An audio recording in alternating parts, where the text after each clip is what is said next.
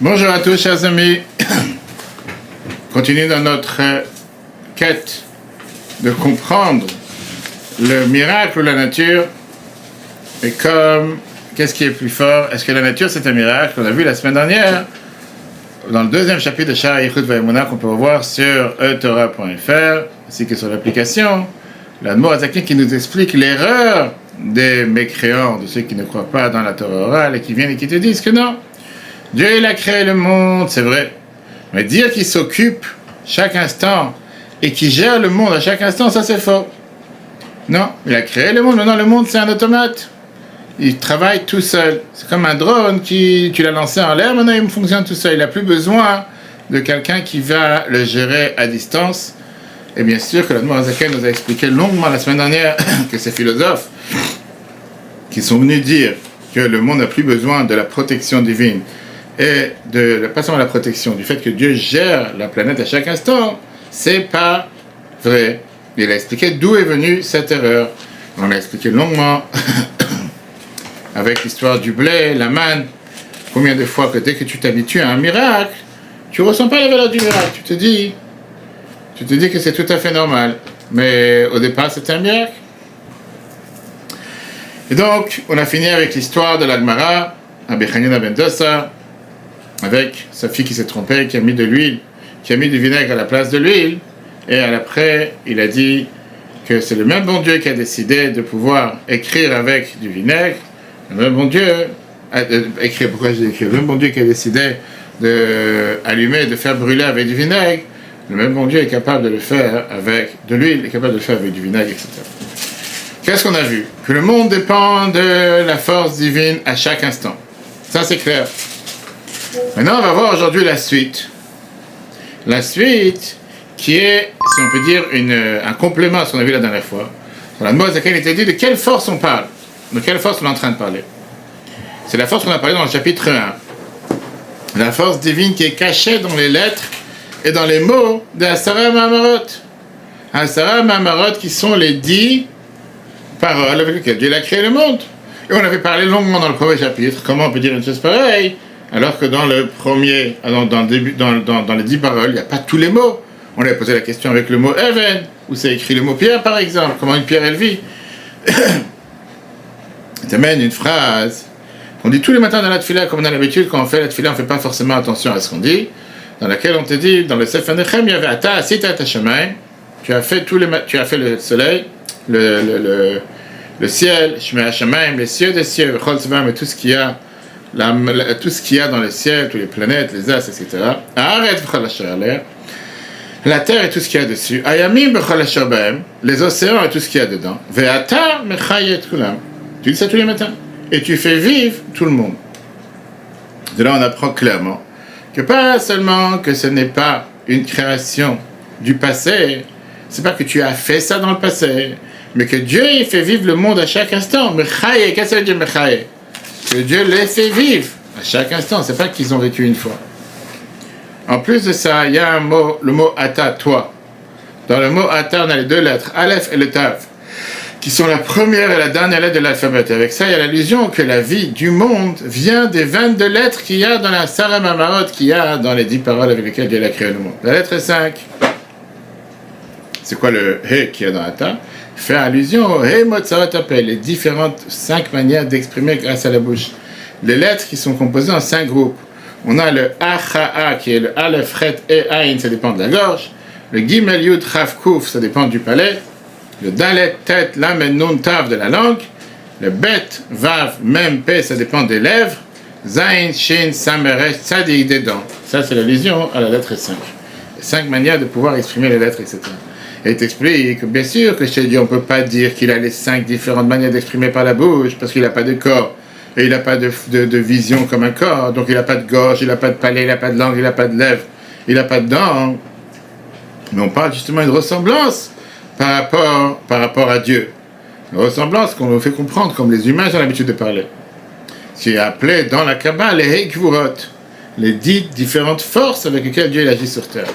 Et de toutes les façons, il te dit qu'à chaque fois que la Torah te dit Vaïdaber, Hachem et Moshe, Dieu il a parlé, il ne faut pas être idiot de croire, quand on te dit il a parlé, c'est-à-dire que Dieu il a ouvert sa bouche et il a parlé. D'accord? Ça veut dire que Dieu il parle comme nous on parle. C'est que Dieu il a dévoilé à travers ces 22 lettres. Et il y a deux manières comment Dieu il se dévoile. Une fois à travers ses prophètes, que là-bas on voit que les prophètes parlent clairement avec des lettres et des mots, comme on dit dans le Tanakh, toute la Bible. Et après, il y a un dévoilement de Dieu qui a créé le monde, que là on ne voit pas les lettres et les mots. Mais là c'est la réalité, que le monde se maintient à travers les lettres et les mots des 10 paroles, comment Dieu a créé le monde. Dans la Kabbale, c'est exprimé de manières différentes. Le dévoilement aux prophètes, c'est le dévoilement du monde de l'émanation, monde de la création, alors que le monde dans lequel ça se dévoile, dans notre monde, ça se développe jusqu'au monde de l'action. Et avec ça, il termine le deuxième chapitre. Regardons dans le texte. Ça, ce sont les paroles, les lettres, les paroles des 10 phrases. Avec ça, ont été créées les créatures. Ça on dit tous les matins dans la tfila, dans la prière. Tu fais vivre chacun, tous. Ne lis pas mechaye, tu fais vivre. Ela mehave, tu crées. Yesh me'ain. Dieu il fait vivre les choses chaque instant, l'existant du néant. Ve'ata, c'est quoi ata? Toi. Bien sûr, la traduction c'est toi. Mais ata, ça veut dire ein. Prinat aotiyot, ça c'est les lettres, mais alev et atav, le alev jusqu'au tav, les deux premières lettres. Ve'ae, le e, ialhei motzaotape. C'est les 5 manières comment on exprime la bouche, comment on exprime les paroles. Mais quand tu es la source des lettres. Ah, la question qu'on a demandé. Ve'av shain od mutagouf. Dieu n'a pas de forme de corps pour dire qu'il a 5 manières de pouvoir s'exprimer par la bouche comme nous on s'exprime. Harimikra malay du barakatu. Le verset, il a déjà dit les choses. Tu vois dans la Torah, tout au long de la Torah. Vaïdaber Hashem, Vayomer Hashem. Dieu l'a dit, Dieu l'a parlé. Qu'est-ce que ça veut dire? Ça, c'est la manière comment il se dévoile les 22 lettres supérieures à l'Anrim au prophète. Ou mitlabshot, ils s'habillent, et s'ichlament dans leur cerveau, vasagatam et leur compréhension des prophètes. Mais Marbé ne voit avec la vision de la prophétie qu'ils ont eue. Regarde, même avec leurs pensées et leurs paroles, comme c'est écrit dans le verset, Ruach Hashem Diberbi, Dieu de 3. Ruach Hashem Diberbi, Dieu il a parlé à travers moi, au Milato, le Shani, et son mot et son malheur. Donc moi, j'ai Katav Arizal, comme il a écrit le Arizal dans le Shar Nevoa. Ou que Einze, la même chose, si on peut dire, à minima. Itlab Shetaotiad Abrim, c'est l'habit, comment Dieu il habille les lettres dans les créatures. Que dit-il comme c'est écrit? Puis Dvar Hashem Shamaim Nasu, avec la parole de Dieu, le ciel a été fait. Et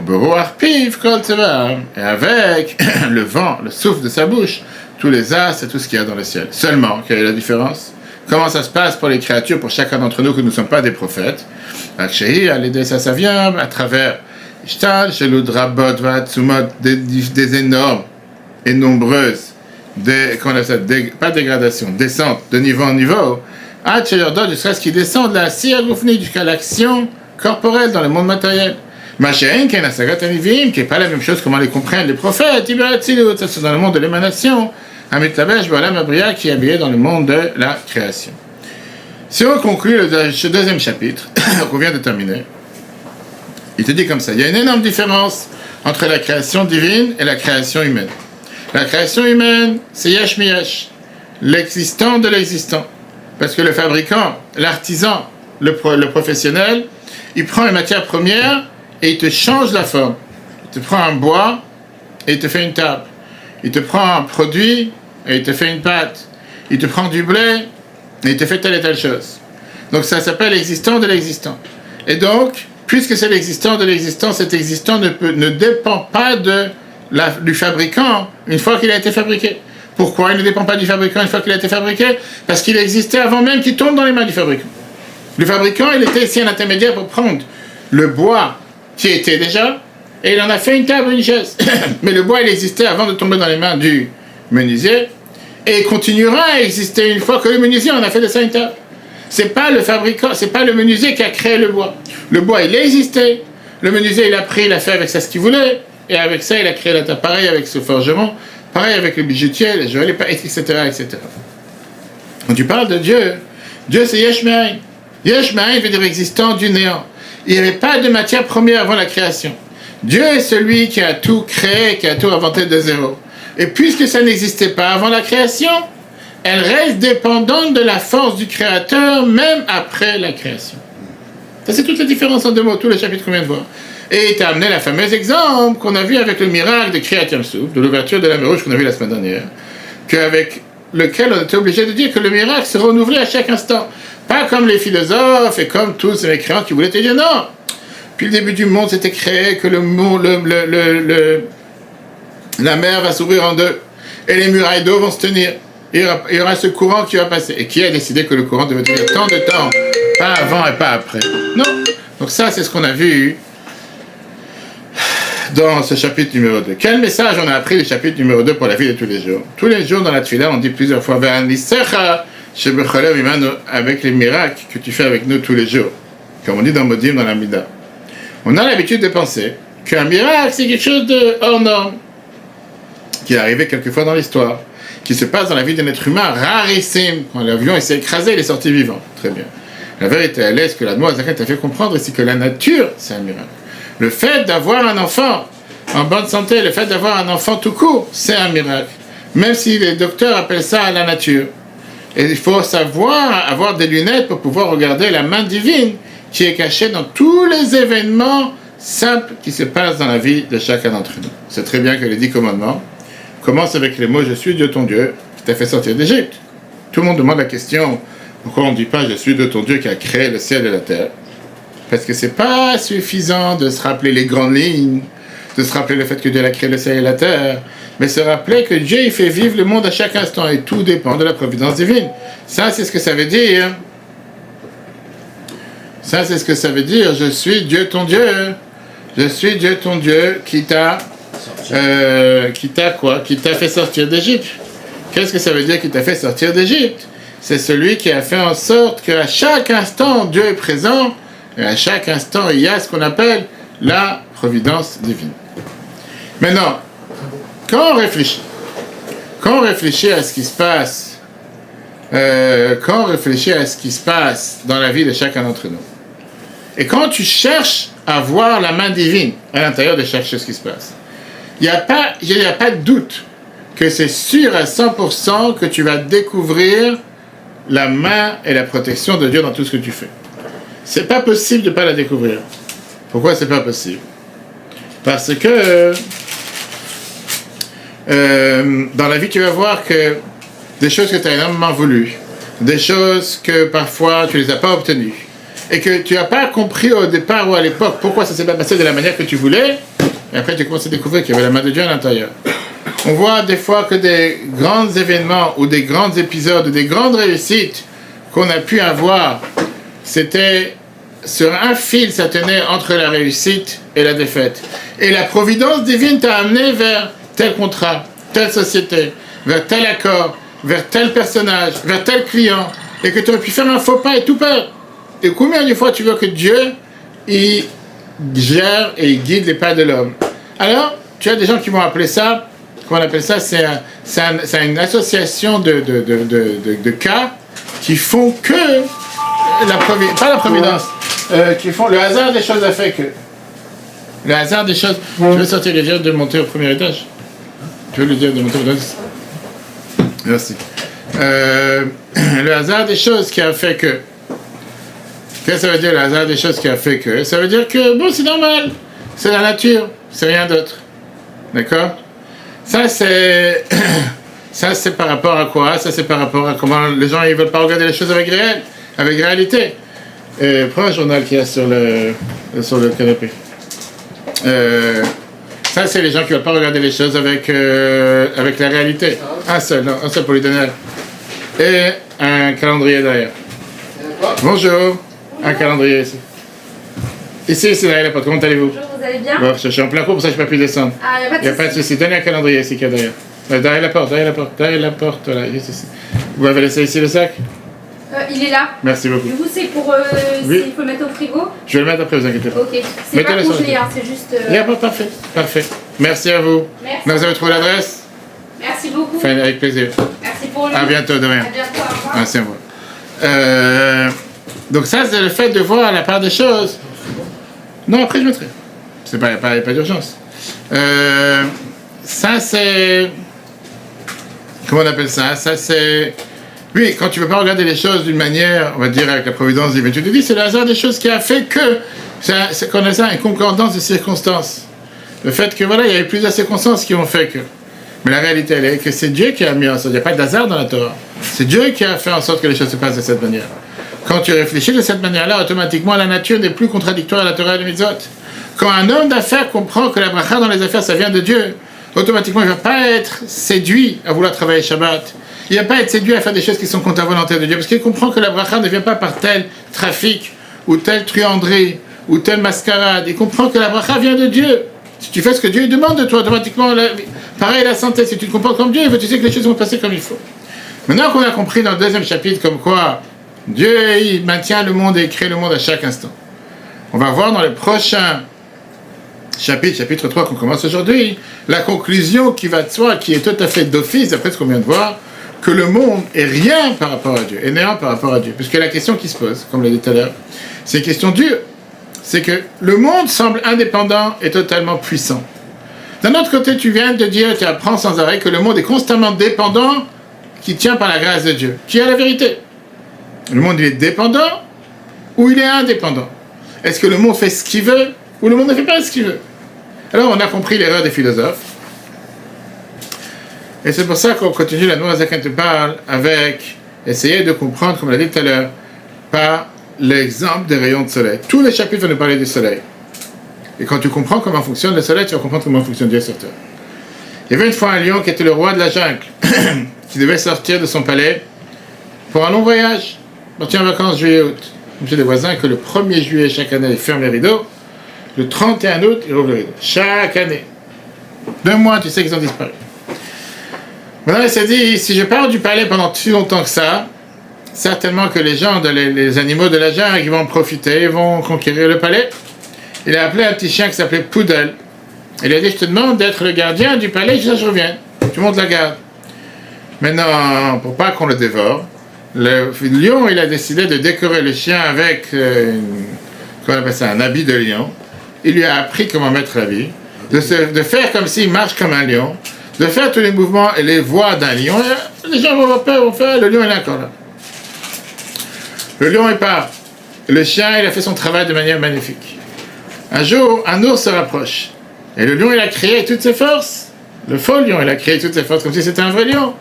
Non, l'ours, il est parti à l'arrière. La panthère, elle est arrivée avec toutes ses forces. C'est pareil, le lion a commencé à faire tous ces mouvements qui font peur. La panthère s'est enfuie.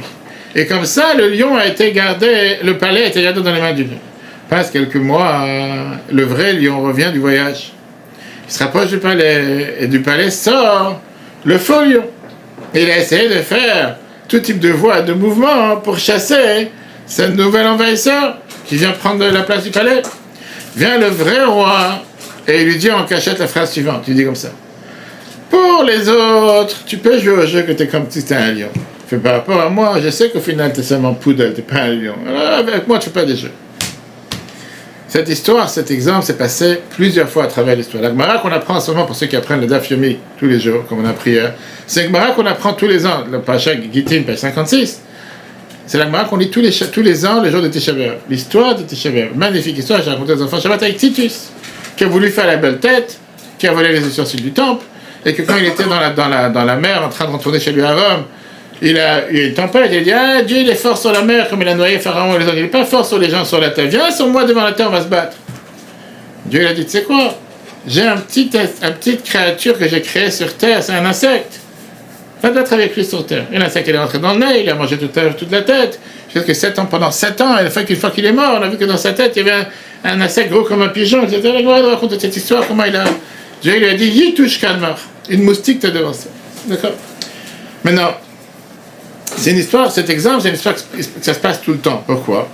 Parce que tu as parfois quelqu'un qui se prend pour un roi, se prend pour un lion, et parfois il essaie même de se battre avec le vrai lion, qui est Dieu. Tu sais ce que le vrai lion, il arrive, il dit, écoute, moi, cher ami, c'est moi qui t'ai créé. C'est moi qui est le vrai lion. Qu'est-ce que tu as avec moi? Tu veux jouer le... Et là, c'est ce qu'on va voir dans ce cours, quelle est la puissance de l'ego humain. Le fait que parfois, quelqu'un, il se considère comme un roi, il pense vraiment qu'il remplace Dieu. Il pense vraiment qu'il a la place de Dieu. Est-ce que c'est vraiment un roi? C'est juste un petit chien. Quelle est la différence dans la notion de la chassidut? C'est une notion très, très, très longuement débattue entre Yeshut et Bitul, qui veut dire entre l'orgueil, je suis puissant, j'ai monté ma société, j'ai réussi, j'ai tant de clients, j'ai tant d'argent, ou bien s'effacer totalement, c'est pas moi, c'est Dieu qui me fait réussir, c'est Dieu qui m'a envoyé les clients, c'est Dieu qui m'a donné la sagesse, etc., etc. Et c'est à peu près, ça ressemble au cours qu'on a eu hier ou avant-hier, je crois, non, hier. Est-ce que l'optimisme, c'est une forme de naïveté ou c'est une forme de sagesse? Par rapport à la paracha de cette semaine, Mas'é, on a posé la question, comment ça se fait que la Torah, elle te dit, voici les voyages, et elle commence à te dire, et ils ont campé, et ils ont campé, et ils ont campé. Camper, c'est pas un voyage. Quand la Torah te dit, vaïs ou vaïachnu, si la Torah te parle des 42 voyages, ça doit être, ils ont voyagé, qu'est-ce que j'en ai à faire où ils ont campé? Comme si quand tu vas d'ici, je sais pas, à 10, je me suis arrêté à la station d'essence, ce que j'en ai à faire, c'est pas ça qui m'intéresse, ça veut dire ce que tu vas arriver. Et que la Bible explique, en vérité, comme au nom du Baal Shem Tov, que chacun d'entre nous dans la vie, on passe 42 voyages. Mais ça, il faut revoir le cours d'hier. Mais en tout cas, et là, l'histoire, c'est aussi un merveilleux cours sur la paracha de cette semaine, sur Matot, comment contrôler la colère. C'est par rapport à la colère de Moshe que ça lui a coûté à 3 reprises la colère, et comme ça, il n'est pas entré en Israël. Comment on peut contrôler la colère? Si Moshe ne l'a pas contrôlée, nous, on peut la contrôler. Ça, c'est une autre histoire. Mais au final, donc là, ce qu'on va voir ici, justement, est-ce que le fait de s'effacer face à Dieu, ça veut dire que tu es faible, et le fait d'être orgueilleux, c'est que tu es fort, ou bien le contraire? Le fait d'être s'effacer, c'est que tu es fort, et le fait d'être orgueilleux, c'est que tu es faible. C'est ce qu'on va voir ici. D'abord, essayons de comprendre la notion de qu'est-ce que ça veut dire Yeshut et Bitul, comme j'ai dit tout à l'heure. Quelqu'un il peut penser que quand tu t'effaces, en bon français, quand tu t'écrases, c'est une forme de faiblesse. Une forme de faiblesse, une forme de perte, une forme de... Comme on va dire ça, tu as un problème de... Pas autosatisfaction, le contraire, un problème j'ai oublié maintenant le nom. Comme des fois, parfois, les gens ils se sentent faibles, ils se sentent comme si ils ont une image de soi trop basse. Ils se sentent dévalorisés, etc. Il y a un autre mot, j'ai oublié. Et quelqu'un te dit, mais vous savez, vous les chassidim ou les hassidim ou les abad, comme les gens les appellent, vous avec votre chassidoute, vous avez toujours la notion, on dirait, de piétiner sur l'homme, de montrer qu'il est zéro, qu'il vaut rien. Quelqu'un qui est orgueilleux, c'est quelqu'un qui il a confiance en soi, il vaut quelque chose, il a cette force. Puis là, demande à quelqu'un t'expliquer que ça, c'est une faute fondamentale. Yeshut, ça veut dire quoi?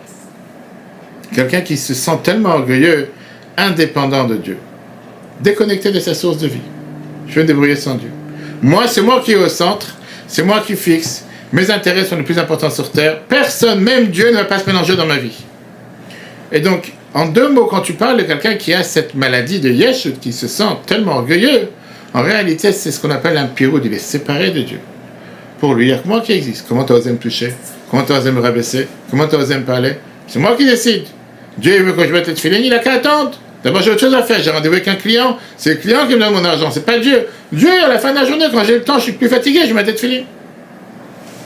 Qu'est-ce que ça veut dire bitul? Qu'est-ce que ça veut dire s'effacer? Ça ne veut pas dire sont considérés comme une serpillère, se faire marcher dessus par chacun. Au contraire, c'est d'avoir cette force de reconnaître que puisque je suis attaché à la source, je fais partie de ce plan divin qui m'a placé dans cette situation, dans cet environnement, dans ce moment, dans cette période, pour gérer son plan. Un employé qui pense que c'est le patron, il faut qu'il se fasse soigner. L'employé est là pour travailler pour la boîte, c'est pour ça qu'il reçoit un salaire. C'est pour ça que le patron lui donne tout ce qu'il a besoin pour faire son travail, mais c'est pas le patron. Il ne peut pas prendre une décision à la place du patron. Tout le but de cet employé, tout le but de cette personne, c'est de faire la volonté de Dieu, de remplir la mission pour qu'elle est envoyée sur terre. Et donc au final, quelqu'un qui est effacé à Dieu, c'est qui se dit Dieu est au centre, pas moi.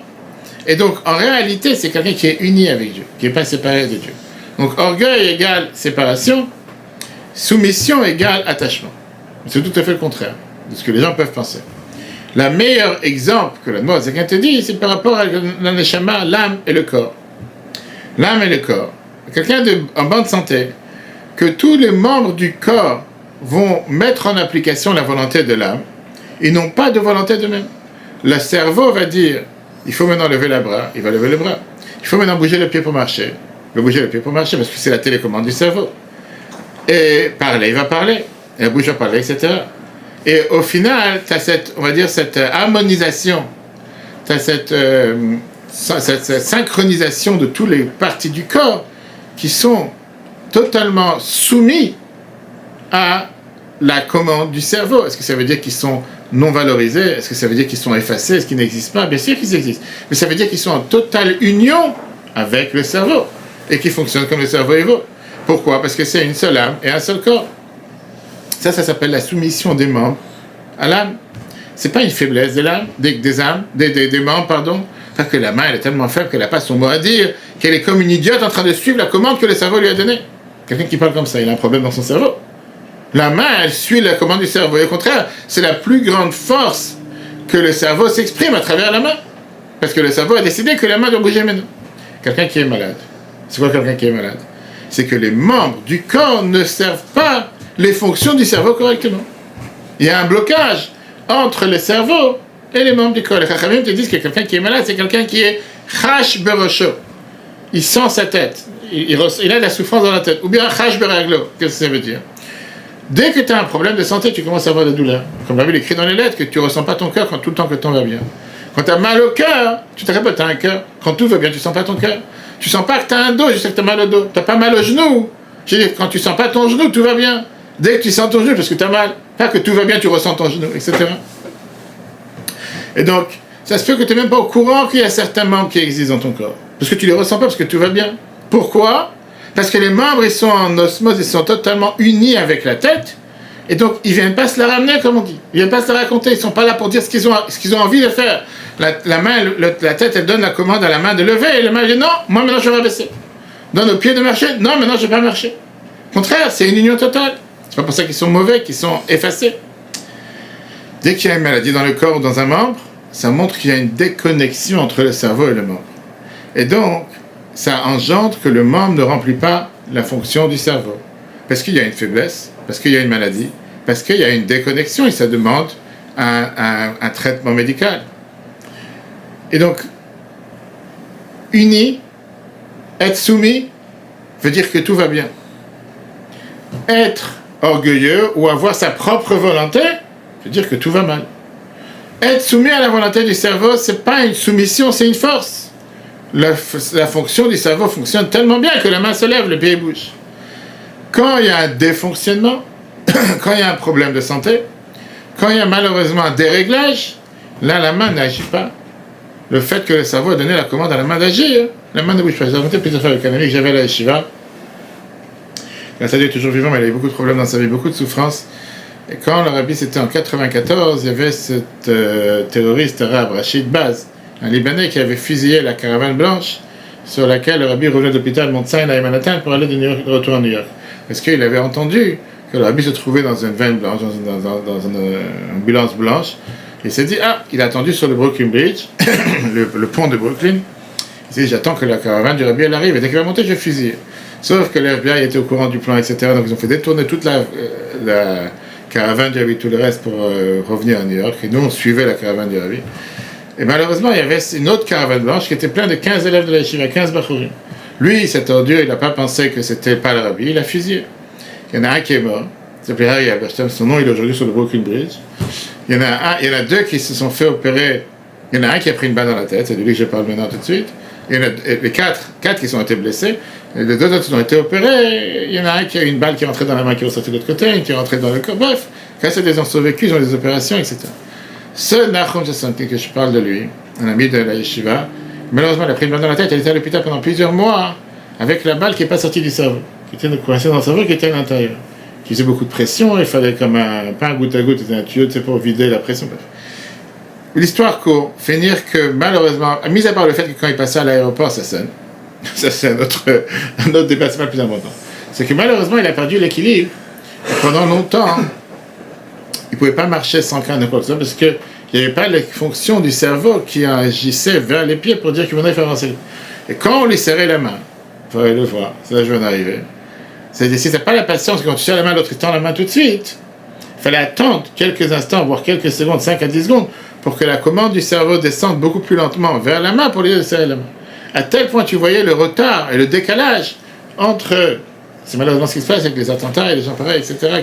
Mais ça, c'est quelque chose qu'on a vu réellement. C'est-à-dire, on a tout compris, tu vas apprendre dans le Tania, que quand le cerveau, quand tout fonctionne en harmonie, tout va bien. Tu ne te poses même pas la question. C'est tout à fait normal de bouger la main, bouger les pieds, ouvrir la bouche. Mais quand il y a quelque chose qui ne va pas, tout d'un coup, tu commences à te poser des questions. Alors, quelqu'un te dit, maintenant on va comprendre ce qui se passe dans ce chapitre, qu'on va voir, si tu veux, on va continuer la semaine d'après, mais déjà on a vu l'introduction, que le monde se maintient à travers la force de Dieu. Et l'être humain, il est tout le temps attaché par Dieu. S'il n'y aurait pas eu la force de Dieu, il aurait été non existant. Pas comme les gens s'imaginent, je suis existant, j'ai plus besoin de Dieu sur terre. Et donc automatiquement, quand tu t'habitues à regarder le monde de cette manière, que toute la création et les créatures sont totalement effacées à Dieu, et n'ont pas d'existence propre à part Dieu. Ils peuvent exister que par Dieu. Alors tu pourras toujours dire, oui, mais l'arbre vit tout seul. Oui, parce qu'accord, une fois tu étais venu au milieu du film, mais tu ne sais pas que, comme on l'a vu la semaine dernière, qu'avant que cet arbre existe, il n'y avait pas de terre, il n'y avait pas de graines, il n'y avait personne. Et c'est au final quelque chose qui a été créé du néant, quand tu remontes à la source. Le problème, c'est quoi? Je dis, le problème, c'est que, malheureusement, comment Dieu l'a créé l'humain, il a donné la possibilité de faire cette erreur.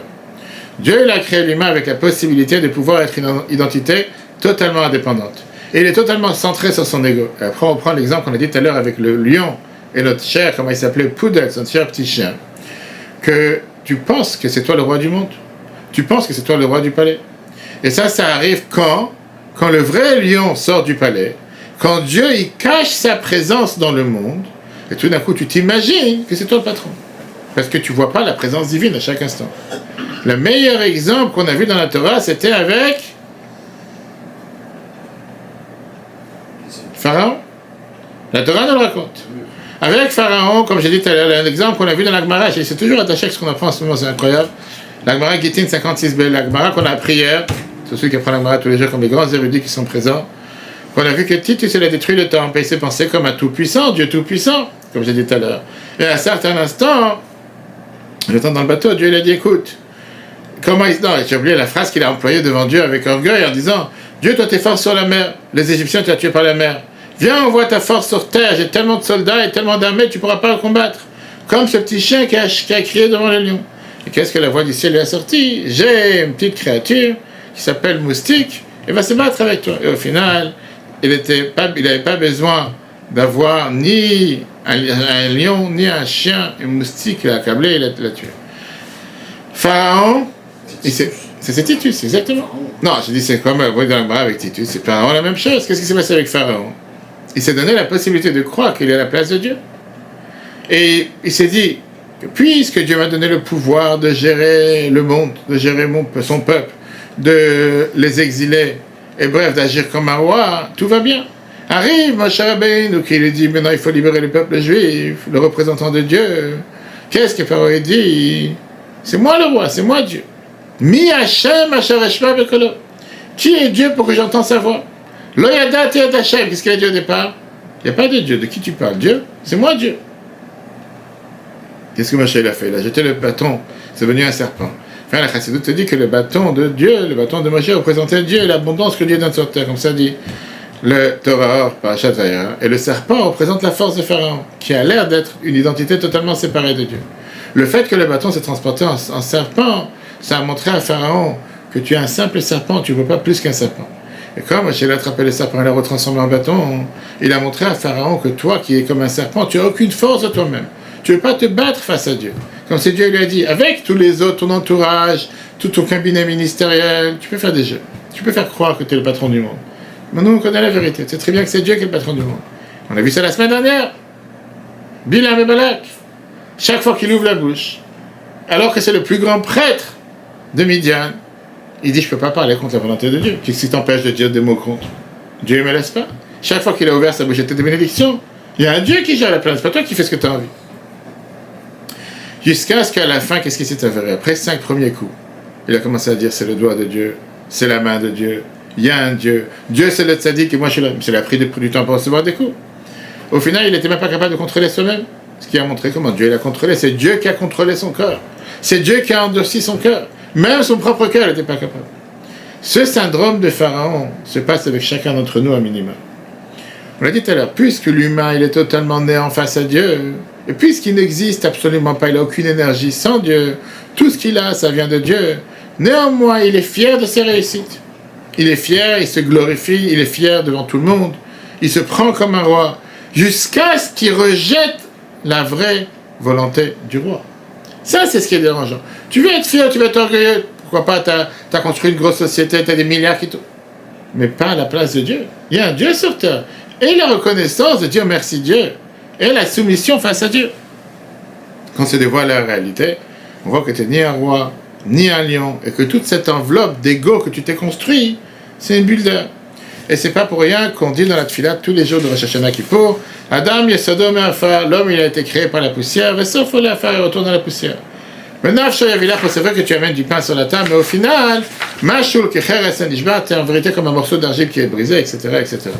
La Torah elle-même, on va voir dans 3 semaines dans Parashat Ekev, dans le Chumash, chapitre 8, on te dit dans Birkat Amazon tous les jours, Ve'achalta ve'savata ve'berachta, tu vas manger, tu vas te rassasier, tu vas remercier Dieu. Mais qu'est-ce qu'on te dit juste après? On ne dit pas dans le Birkat Amazon, la suite de la paracha. Ishamar lecha, garde-toi, fais attention. Pen tishkach et Hashem elokecha, si tu vas oublier Dieu, le bilti shemor mitzvotav, pour ne pas faire ces mitzvot. Pen tochal ve'savata, tu risques de manger et te rassasier. Ou batim tovim tivne ve'yashavta, tu vas construire des belles maisons et tu vas t'installer. Ufkacha ve'tzancha yirbiyun, tu auras beaucoup de menus et gros bétail. Ve'kese ve'zav yirbelar, tu auras beaucoup d'argent et d'or. Ve'chol hashalecha, et tout ce que tu auras, ça sera nombreux. Et ve'ram levavecha ve'shechachta Hashem elokecha, tu vas être orgueilleux et tu vas oublier Dieu. Et qu'est-ce que tu vas dire? La Torah continue. Fa'amata ve'levavecha, tu vas dire dans ton cœur, Kochi ve'otzem yadi asali techailazé, c'est ma propre force et ma propre gloire et ma propre puissance qui m'a donné toute cette armée, toute cette grandeur, toute cette richesse. Ve'zacharta, la Torah termine. Rappelle-toi, et Hashem Elokecha, Dieu ton Dieu, qui hu anoten lecha koach la'asot chaim. C'est lui qui te donne la force de pouvoir gagner la guerre. C'est lui qui te donne la force d'avoir la richesse et d'avoir la santé, etc. Ça veut dire que la Torah te dit clairement, tu dois te rappeler à chaque instant que c'est Dieu qui te donne la force. Ne pas oublier qui te donne cette force.